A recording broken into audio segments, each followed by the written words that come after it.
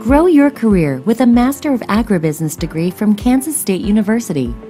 Using the latest technology in distance education, we strive to deliver a world-class degree to a global audience in the food, animal health, and agriculture industries. We are dedicated to ensuring flexibility throughout the program, offering completion from anywhere and a variety of course schedules to work on your time. We focus on having a direct connection to the current professional landscape with industry experienced instructors preparing coursework with immediate applicability. During the 2.5-year program, you will have the opportunity to network with your fellow classmates to build professional connections around the world. 3 start dates are offered at multiple campus locations. Learn more about the award-winning program and find out how to apply by contacting us today.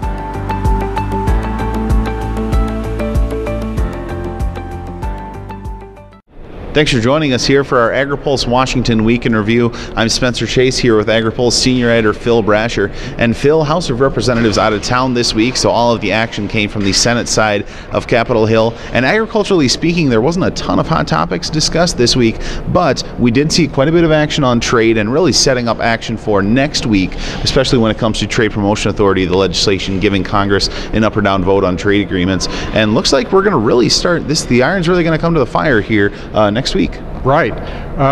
The Senate Majority Leader Mitch McConnell has set up a key vote on next Tuesday, which would allow them to move to the fast-track trade bill or Trade Promotion Authority. It will require 60 votes, so they'll need some help from Democrats, even if they have all 54 Republicans voting for it. But that will allow them to move forward with the bill and proceed to debate and then a final vote. And, you know, on the other side of Capitol Hill, with the House of Representatives, like we mentioned, they weren't in town this week, so it's a little hard to gauge of when they're planning on taking this up. There's been some rumblings that it might happen within the next week, but I believe everybody's really wanting to get Trade Promotion Authority squared away before the Memorial Day recess. Right. Well, that is certainly Mitch McConnell's plan in the Senate. He's made pretty clear.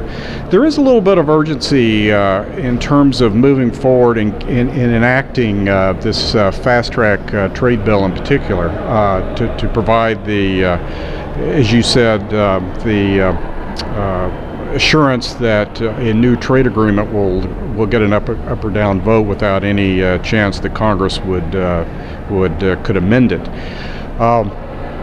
We're in the final stages of negotiating this 12-nation Trans-Pacific Partnership.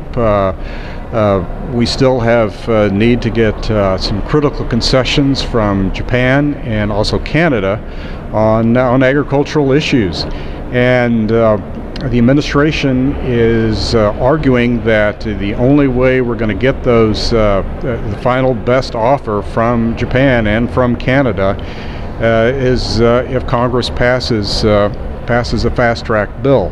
Now, the reason there's some urgency in this is because we're staring down the road at the 2016 campaign, presidential campaign, all the congressional campaigns, and it does take some time. Once you've concluded a trade agreement like the Trans-Pacific Partnership, it does take some time, first of all, to put it out for public review, and then for congressional review, and then to get to the votes. So you're talking about a span of several months, and so to avoid getting into 2016, they will need to get TPA and then TPA passed, and then get the agreement, TPP, concluded.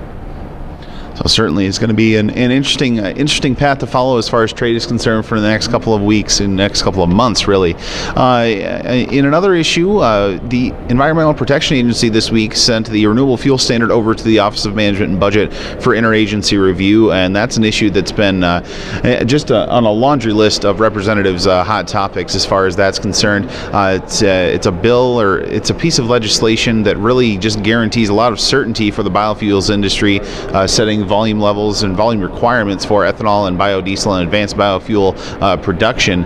And so with all of the controversy that we're seeing on the renewable fuel standard, we were supposed to see levels for 14 and we haven't yet. We're several months into 2015 already. With everything that's going on with that, and with the amount of Congress folks that are upset about the fact that there is no certainty in the renewable fuel standard, why don't we see legislative action? Well, it's a very polarizing regional issue, and Congress would just would like to keep its hands off of it right now, particularly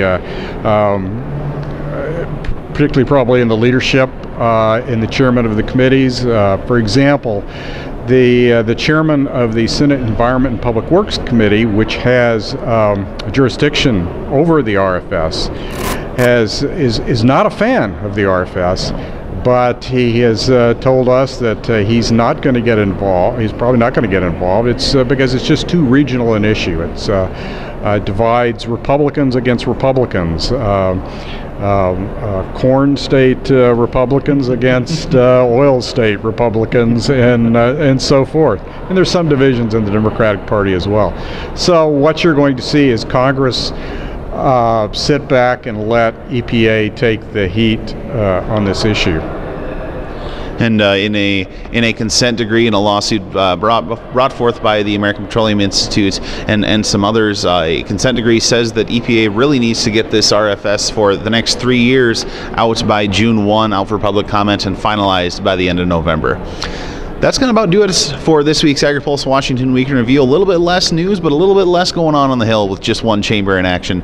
They return next week for really 2 weeks of action before they go on Memorial Day recess, and we'll be sure to bring you all of the news that comes from that. You can follow along on agripulse.com. Well, thanks for joining us. For Phil Brasher, I'm Spencer Chase. Have a good one.